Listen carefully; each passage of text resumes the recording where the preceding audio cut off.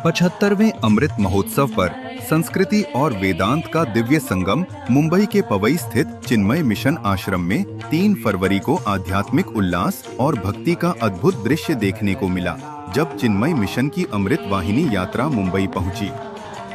यह अवसर चिन्मय मिशन के 75वें अमृत महोत्सव के अंतर्गत आयोजित किया गया, जहां वेदांत ज्ञान और भारतीय संस्कृति का दिव्य संगम साकार हुआ। यह अमृत वाहिनी चिन्मय अमृत यात्रा के अंतर्गत 295 दिनों की राष्ट्रीय एवं अंतर्राष्ट्रीय तीर्थ यात्रा पर है, जिसकी शुरुआत 31 दिसंबर 2025 को पुणे स्थित चिन्मय विभूषित से हुई। यह यात्रा भारत के प्रमुख शहरों के साथ साथ नेपाल और श्रीलंका तक लगभग 35,000 किलोमीटर का सफर तय करेगी और 23 अक्टूबर 2026 को नई दिल्ली के भारत मंडपम में इसका भव्य समापन होगा। मुंबई आगमन पर इस यात्रा का स्वागत पूज्य स्वामी तेजोमयानंद जी, पूर्व ग्लोबल हेड चिन्मय मिशन, और पूज्य स्वामी स्वरूपानंद जी, वर्तमान ग्लोबल हेड चिन्मय मिशन, के मार्गदर्शन में अत्यंत श्रद्धा और उत्साह के साथ किया गया। यह यात्रा मिशन के वर्ष भर चलने वाले अमृत महोत्सव का एक महत्वपूर्ण पड़ाव मानी जा रही है। पूज्य गुरुदेव स्वामी चिन्मयानंद जी महाराज ने अपने जीवन में पूरे देश भर में भ्रमण करके वेदांत और भगवत गीता की शिक्षा दी। वे एक जगह नहीं बैठे जहां शिष्य आकर उनसे ज्ञान प्राप्त करे। अपने जीवन में वह गांवों से लेकर शहरों से लेकर देश विदेश गए और इस ज्ञान गंगा को और इस ज्ञान अमृत को घर घर में पहुंचाया।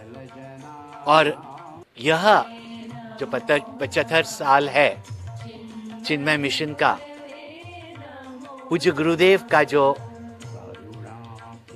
प्रेम है, ज्ञान है, और उन्होंने जो अमृत आनंद बांटा सब में, यह चिन्मय वाहिनी पूरे देश भर में, नेपाल से लेकर श्रीलंका तक, आसाम से लेकर हिमाचल तक, गुजरात तक, सब जगह पूज्य गुरुदेव स्वामी चिन्मयानंद जी महाराज के बारे में लोग जाने, और जिस शैली से उन्होंने यह भगवत गीता का जो ज्ञान है, जो अब हम 5 श्लोक में उसका पूरा सार, अगर देश भर में लोग इन 5 श्लोक, जिसको हम गीता पंचामृत कहते हैं, जो भगवत गीता में से है, हमारी माता से है, अगर देश भर में लोग इसका हर रोज पाठ करें और उसमें जो ज्ञान है उसके आधार पर अपने जीवन वह जिए, तो हमारा ही नहीं देश का भी उद्धार होगा। जो 75 बाद ये दिन आया है कि 1951 में स्वामी जी यहाँ आए थे। उस वक्त पवई में एक इंस्टीट्यूशन थी, आश्रम दूसरी इंस्टीट्यूशन बनी, उसके बाद आईआईटी बनी तीसरी इंस्टीट्यूशन। तो सबसे पहली इंस्टीट्यूशन थी वो थी लासन टूब्रो। मैं लासन टूब्रो में एग्जीक्यूटिव डायरेक्टर रह चुका हूँ। आईआईटी से पास किया, यहाँ पे लासन टूब्रो में नौकरी की। 48 साल 48 ईयर्स के बाद मैं इस साल रिटायर हुआ हूँ। मिशन के साथ 1977 से मैं जुड़ा हुआ हूँ।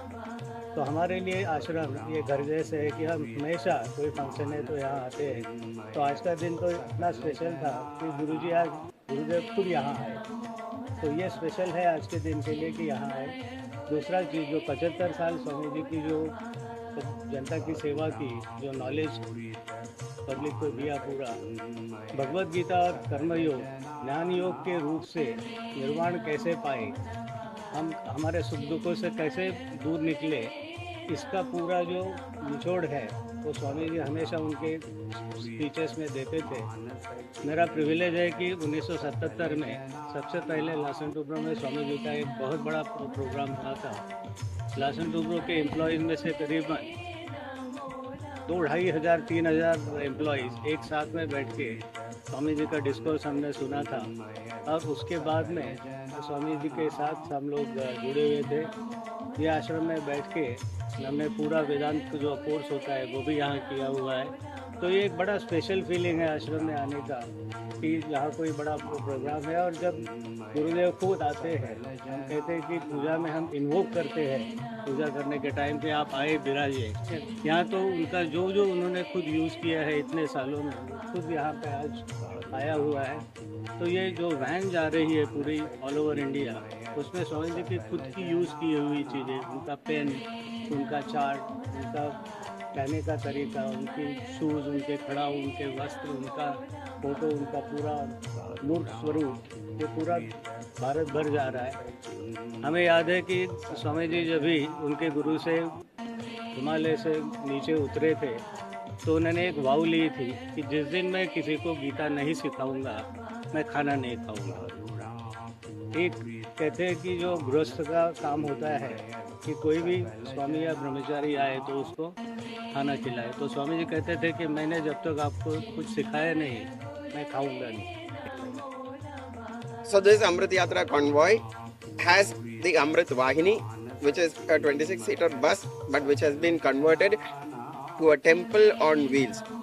So it carries Puja Gurudev's Murti, the things that Puja Gurudev utilized. So that is an inspiration for a lot of people. Plus it has a convoy of 3 cars. So what is special about these cars is that one car is taken only by ladies. So we have an all-women's car in this convoy. They drive 35,000 kilometers. They take care of everything about that particular car. So the main message that this Amrit Yatra is giving, that is youth empowerment for national development. Swami Chinmayanand Ji was not just a spiritual guru. Swami Chinmayanand Ji was a Rashtra Santa. Swami Chinmayanand Ji was a patriotic saint. So Swamiji in his message, in his pledge, said service to the country is a service to the Lord of Lords.